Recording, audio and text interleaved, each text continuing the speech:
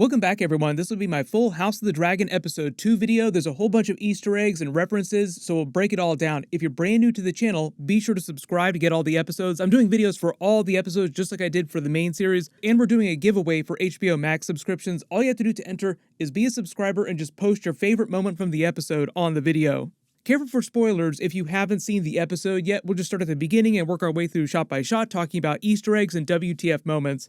Starting with the brand new title scene. So probably one of the biggest surprises, biggest WTF moments was the cool intro scene that they did. Like, it looks almost like the original series with the miniature, obviously meant to look very different for this series, but they used the exact same Game of Thrones theme music. I'm so surprised that they actually didn't switch up the actual theme song. I'm also wondering now if they're going to change this new intro each episode based on the events of the episodes, just like they did on the original series. Like in each Game of Thrones episode, they would change the map that they focused on just based on where you went in each episode. But the other major difference in this intro, if you couldn't tell, is that it's meant to be a metaphorical and literal Targaryen family tree. Like, it's meant to show the Targaryens literally and metaphorically being the blood of old Valyria. That's why it's blood flowing down from the ancient Valyrian Freehold. The actual model is of the ancient Valyrian Freehold itself. It's the same model that you see King Viserys building in his bedchambers here.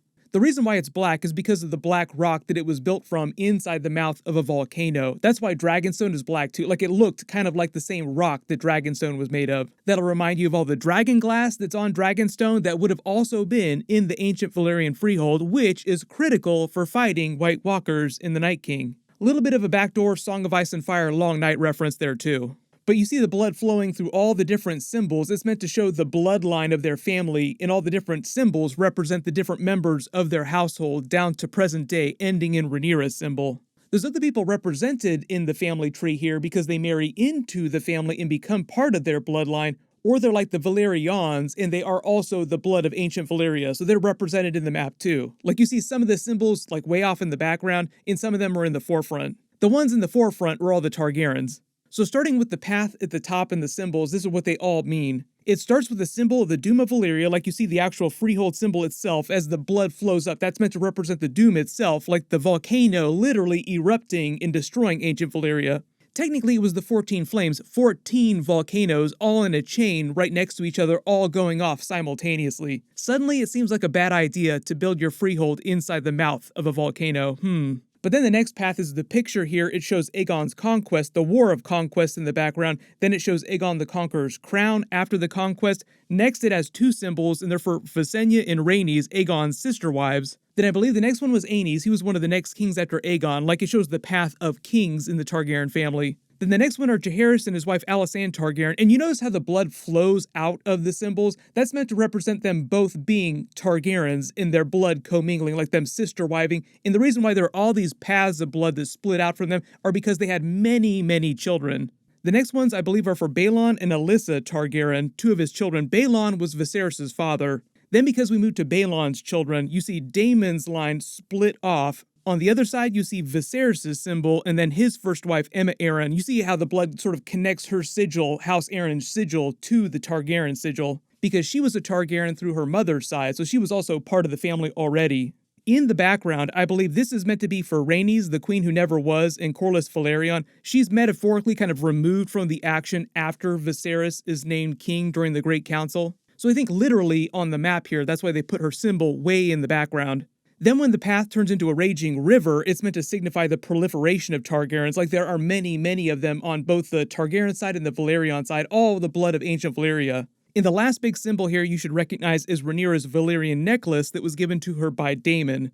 The symbol on the wall above here is just meant to represent the Dance of the Dragons War. Then as it zooms out on the entire model, you just see a metaphorical and little representation of how their family tree is the blood of ancient Valyria. It's a very cool way to depict a family tree. Obviously with the design behind the title being similar but a little bit different from the astrolabe that they used for the original title. The astrolabe in the original Game of Thrones intro scene is the one that you see in the Maester Citadel. This time the symbol that they end on is the Targaryen household symbol, but it's in the mouth of a volcano. The reason why it's a volcano, though, is because, as Viserys explains to Alicent, the ancient Valyrian Freehold was built inside the mouth of a volcano in the 14 Flames so that they could be closest to the source of the dragon's power, because dragons lived in that area naturally. They craved warmth. Living there was necessary for them to hatch their young. You also notice the Anagrion that he talks about, where the blood mages practice their dark arts and created dragon bonding just in general, probably used blood magic to literally bond the blood of dragons to the higher-born Valyrian dragon lords, was the inspiration for the Targaryens when they built Dragonstone. Like, Dragonstone is meant to be a replica of the ancient Valyrian Freehold in the Anagrion here. There are a lot of theories about what happened in ancient Valyria and why Targaryens, the other dragon lords in particular, are bonded to dragons, but not the lesser houses of the Freehold like the Valyrians.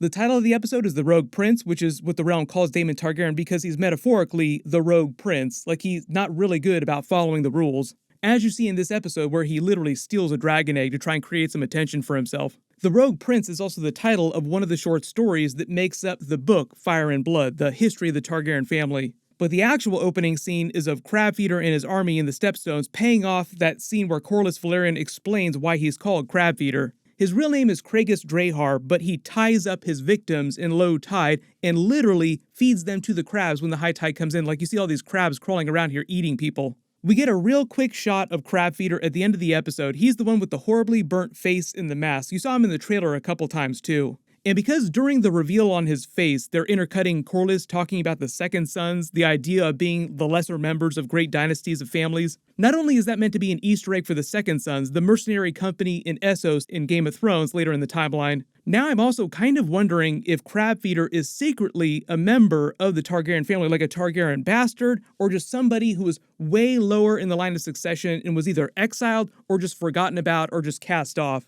In A Song of Ice and Fire, too, a lot of the mercenary companies in the East, like the Golden Company later in the timeline, they didn't get created till after the Blackfire Rebellions, but a lot of these mercenary companies were comprised of Westerosi bastards and exiled nobles, so the same could be true for Crabfeeder. But when they pick back up in the small council meeting, we find out it's been a year since the end of episode 1, so that gives you an idea for how quickly they're jumping through the timeline. There'll be bigger time jumps in later episodes, though. They're talking about replacing the former Lord Commander of the Kingsguard, Ryam Redwine. He was this old guy in episode 1 you saw standing around in the background. They say that he just died after a long illness after the events of episode 1.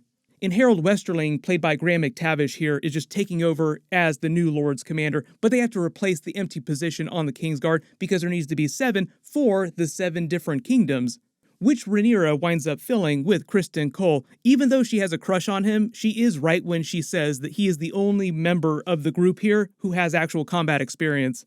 But you do notice when they're selecting the next member of the Kingsguard, you do see a lot of members of houses that we didn't see during the main show. Like, there are many, many lesser houses in A Song of Ice and Fire. Most of the time on Game of Thrones, you really only meet the great houses. So because this is a totally different show, they try to feature other houses as much as possible, but also during this period of the timeline, a lot of different houses were also much more active and central to the story than were during the events of Game of Thrones. You notice the shot of them pouring the wine into the cup. That's also meant to be a metaphor for the Targaryen bloodline because one of the main topics of the episode is Viserys remarrying and having more heirs, along with Daemon Targaryen separately talking about having more heirs himself.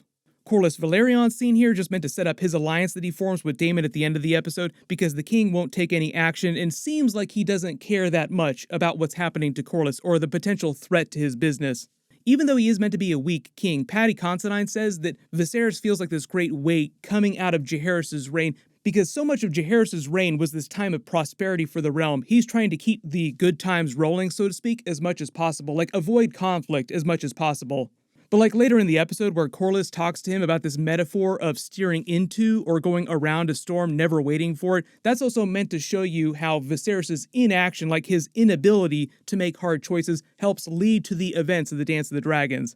Like him not heeding Corlys' advice is really bad and eventually causes this giant Targaryen civil war. Rhaenyra getting thrown under the bus by the small council is just meant to dovetail with the conversation that she then has with Rhaenys later when she's like, how do you think it's going to be? I mean, get real with yourself. There's no way they're going to let you be queen. Trying to tell her that the realm isn't going to take her seriously, no matter what she does.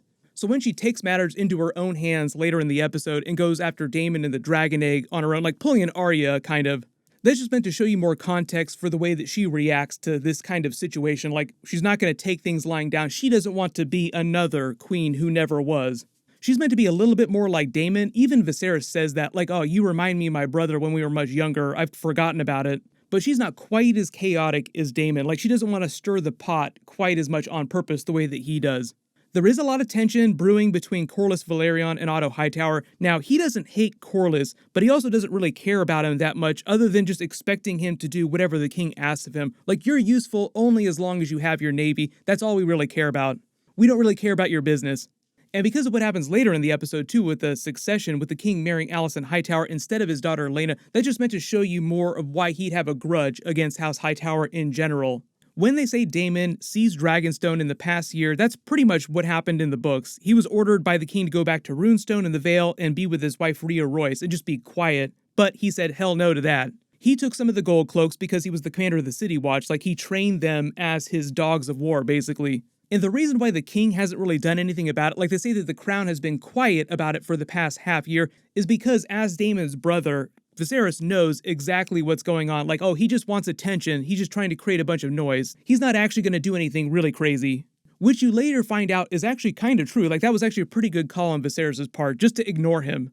You notice when the Dragon Keeper comes to give Daemon's message to the king, he speaks exclusively in High Valyrian because as a Dragon Keeper, like their lives are entirely dedicated to raising and tending the dragons, so they wouldn't speak in anything but High Valyrian, because that's the language that the dragons understand. So they explained Daemon stole a dragon egg and intended to give it to his bastard that Mysaria was pregnant with. He intended to marry her per the customs of ancient Valyria, take a second wife so that the son would not be born a bastard. But like after he gives the dragon egg back and Mysaria gets really pissed off at him, she's like, what, you announced we were going to get married? As if she didn't know that they were planning on getting married. Like, what?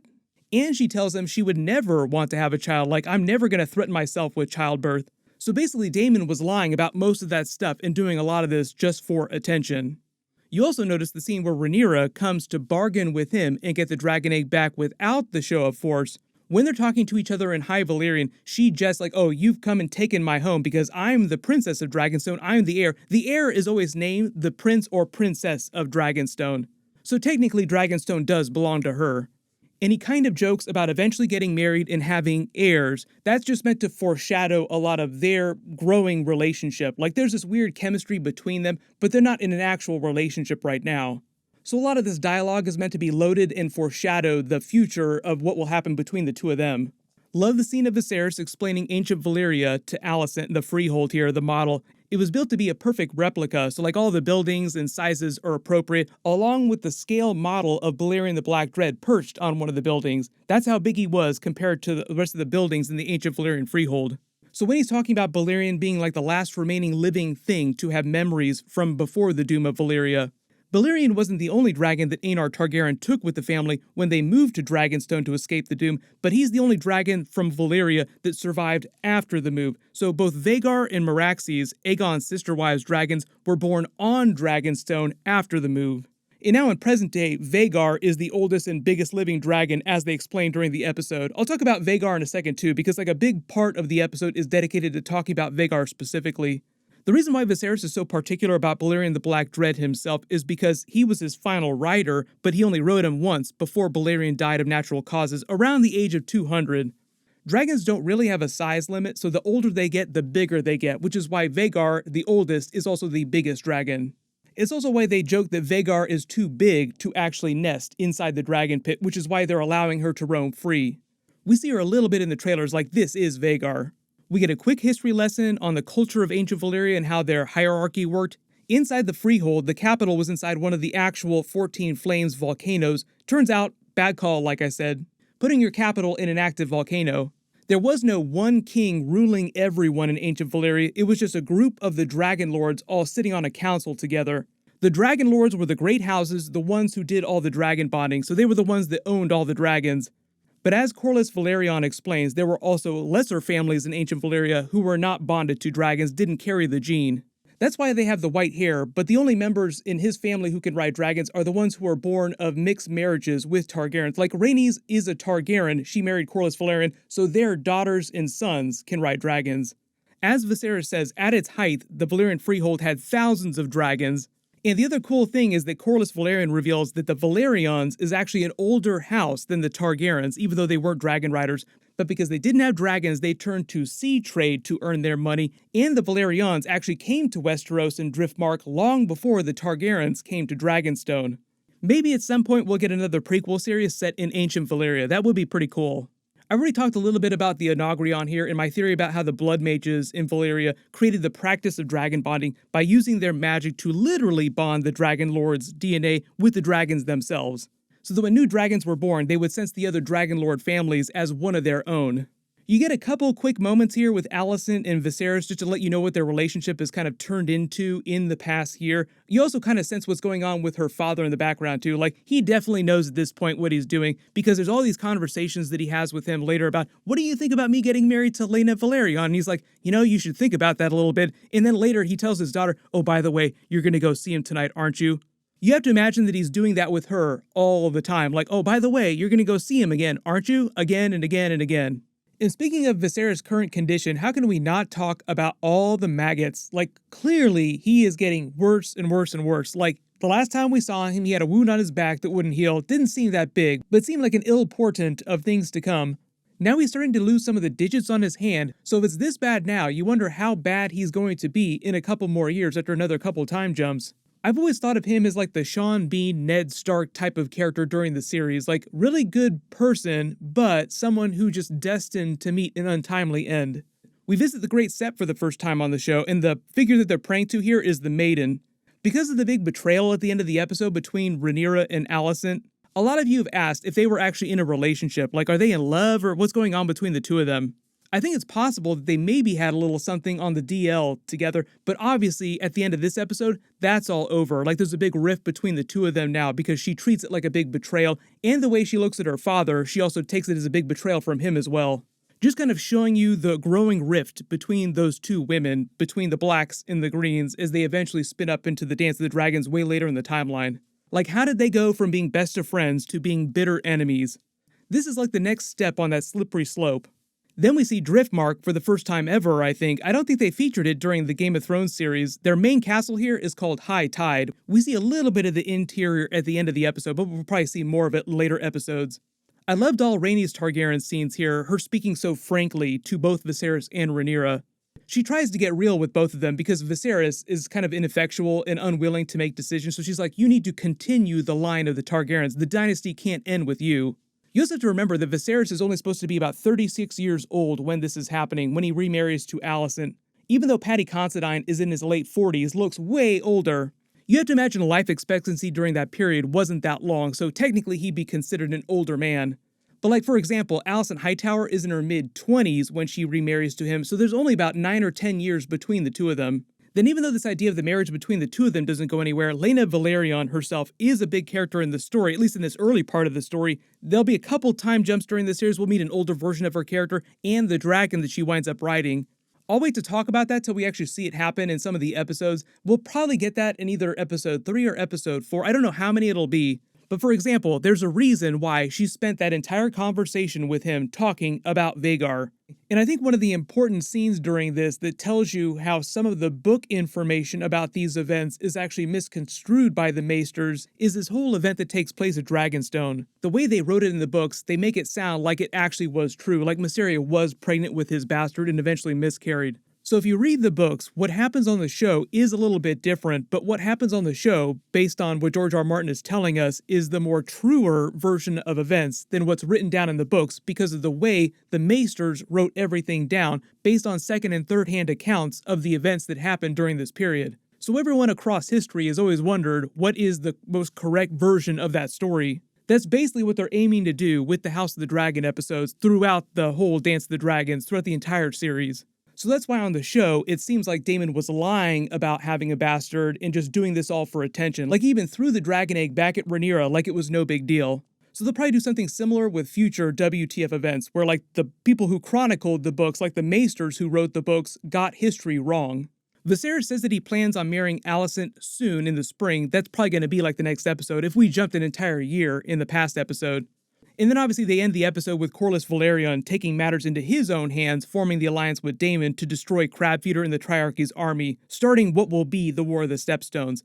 That sounds like it's going to be either 1 or 2 episodes, and they'll start in episode 3 next week.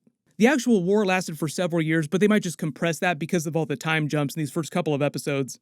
And like I said, his conversation with Daemon at the end about second sons and seizing glory for themselves in showing you Crabfeeder's face just makes it sound like Crabfeeder is more closely related to some of these people than we believe, like he's secretly a member of the family distantly too. But post all your theories in the comments below, like what do you think is actually going on with Crabfeeder potentially being a second son of a really highborn person? If you spotted any other Easter eggs in the episode that I didn't mention in the video, write them below in the comments. My episode 3 trailer video will post next, and my full episode 3 video will post next week after they release it. I do have a couple big bonus videos planned for this week too. We could talk all day about what happened in ancient Valyria. It's just so interesting. Everyone click here for my House of the Dragon episode 3 video. I'll update the link as soon as I post that. And click here for my House of the Dragon season 2 announcement and top 10 predictions video. Thank you so much for watching. Everyone stay safe, and I'll see you guys in the next one.